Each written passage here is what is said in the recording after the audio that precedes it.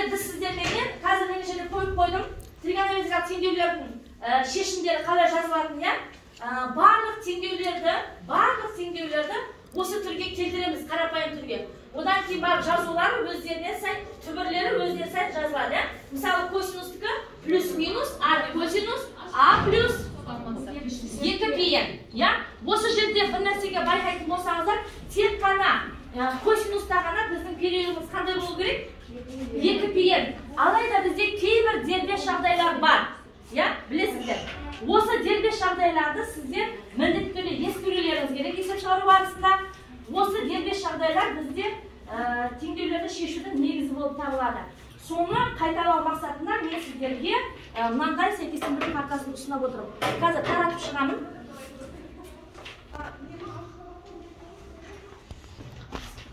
Болмастелерді алмаңдар.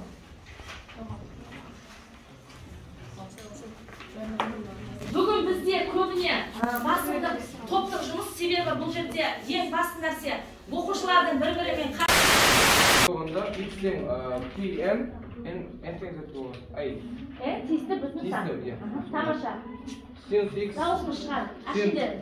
Синус x тең 1-ге болғанда x тең π бөлінген 2 қосылған 2πn n қосыламыз ба өзге топтар, басқа топтар. Синус x тең 1 болғанда x тең π бөлінген 2 плюс периоды 2πn. Сол үшін бұл дербес жағдайға кіреді. Негізі синустың периоды қандай? pn, иә? Тамаша. Синус x тең минус 1 болған кезде x тең минус π бөлінген 2 қосылған 2πn n тиісті z. Тамаша. Синус x тең 0,5 болған кезде x тең минус 1n көбейтілген π бөлінген 6 плюс pn. Синус x тең 0,5 қалай айтамыз? Тағы басқаша. 2-ден 1, иә? Тамаша. Жарайсың.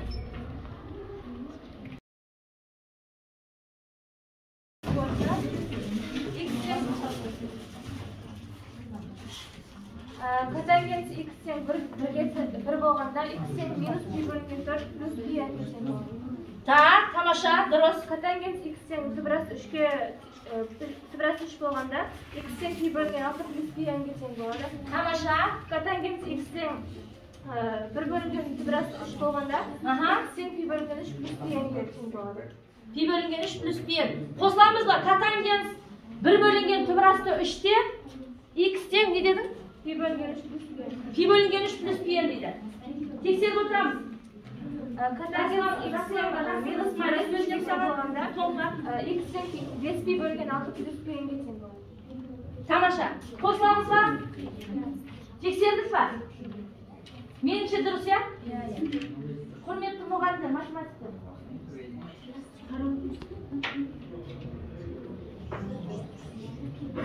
Келесі топ. Tangents x тең түбірасты 3 π бөлінген 6-ға тең. Ал tangents 1 бөлінген түбірасты 3 бұл жерде π бөлінген 3-ге тең. Π бөлінген 3 міндетті түрде период айтылады, иә? Плюс pn. Сосын tangents x тең минус түбірасты 3 бұл жерде минус π бөлінген 3 плюс pn. Жарайсың. Келіңіз. 0 болған кезде x тең 2π бөлінген n. Косинус x тең 1-ге тең болған кезде x тең плюс минус π бөлінген 3 қосылған 2πn. Косинус x минус 1 болған кезде x тең π бөлінген 2 қосылған pn. Косинус x тең 0,5 x тең π бөлінген 2 қосылған pn. Меніңше қателік бар? Пи бөлінген 3 болады. Косинус x тең 0,5-те 2-ден 1 пи бөлінген 3 плюс минус π бөлінген 3 косинустың периоды 2πn. Бұл жерде мен смайликті ерте беріп қойыппын. Қателік орын алған. Сабақ соңына дейін түзедеміз, Мадина. Тамаша. Бағып болғаннан кейін есептеріміз біршама күрделі. Сол үшін мен сабағым ұзақ қысқа мерзімді жоспарында міндетті түрде осы картаны қолдану барысында мұғалім оқушыларға көмектеседі деп дискрипторға енгізіп өткен. Себебі қазірдің өзінде есептер қиын. Бастаңыз. Я ол ортада тұрады.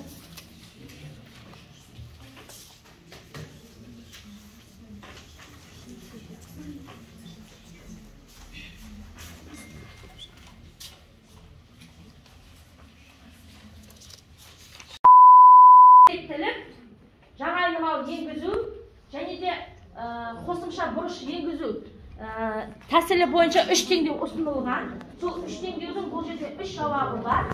Сол теңдеулермен жауаптарын сәйкестендірсеңдер болды. Түсінікті ғой, Жоқ, бір бар. Жоқ, мен бәрін алып кетсем, жақсы сол бетте жапсыра саламыз. Иә. Болды.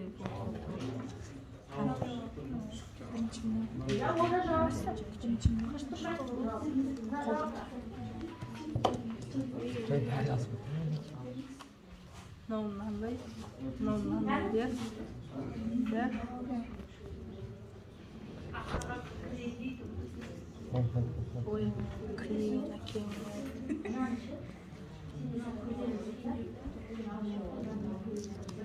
жапсыруға болды, иә.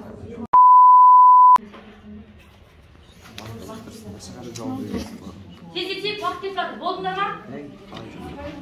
Сендер шығып қойыңдар, ә? Сендерші? Иә, болды. Біреуін ашып тақтаға. Тақтаға ашып берсек болмады.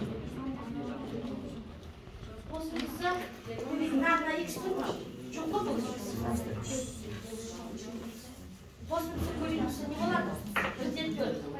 Үй бөлімде бізбе науға. Тобыңды көрсетіп қойды.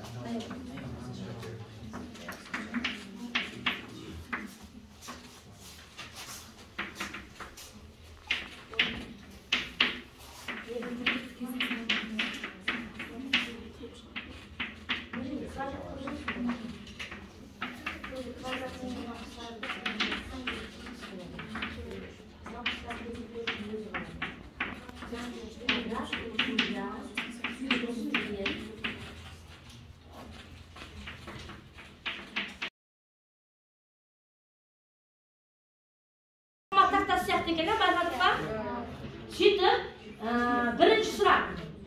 Алдыңғы 9 қатардағы орындықтардың жалпы саны қанша дейді? 86 дейді, екінші топ. Бірінші топ. Себебі 5 орындықта 10 орындық болса, 5 қатарда 10 орындық, 4 қатарда 9 орындық бар да. Сол бәрін 5 пен 10-ны көбейтіп, 4 пен 9-ны көбейтсек, 86. Бастапта қосыламыз ба? 86 белгілепті. Сіздерде үндемей қосыла саласыздар ма? Ал? Тамаша. Екінші сұраққа өтеміз онда. Оның 26 нөмірлі орындығы 3-ші қатарда және М бағанасында орналасқан. Сондай ма? 26 билет. Еріктің орындығының нөмірі 148. Қатармен бағаны көрсетіңдер дейді. Қатармен бағаны көрсетеміз. Бұл жердегі қандай қиындықтар туындады? Қайсы есептерде қиналдыңдар? Қайсы тәсілде қиналдың? Біртектілікте ма? Қосымша бұрыш енгізуде ма? Жаңа айнымалыда ма? Көмектішке жіктеуде ма? Қайсында қиналдыңдар?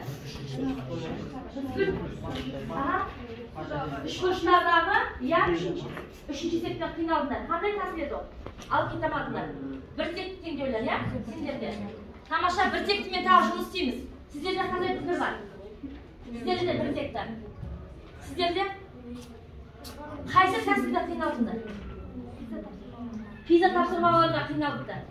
Сендерде қайсында қиындық туды? Қосындыны көбейтіндіге айналдыруда. Тамаша, осылармен біз енді жұмыс жасауды жалғастырамыз, иә? А жалпы сабақ бойынша қандай рефлексия бересіздер? Өте жақсы. Өте жақсы қандай мағынада? Өте жақсы саған, өте жақсы маған. Сабақ қызықты болды ма сіздер үшін? Тез болған жоқ па? Қалыпты жағдайда, я? Сабақ кеш басталды, я қосыламын. Одан кейін тағы не қосарларым бар? Болды сабақ. Секундтар қалады. Қайталап жұмыс жасау керек, я? Топпен жұмыс жасаған ұнады ма? Қайталап жұмыс жасау керек. Өзіміздің үстімізден жұмыс жасау керек, я? Міне көрдіңдер, я? Қаншалық қиын екен. Тамаша сыртқа шыға берсіндер болады. Рахмет.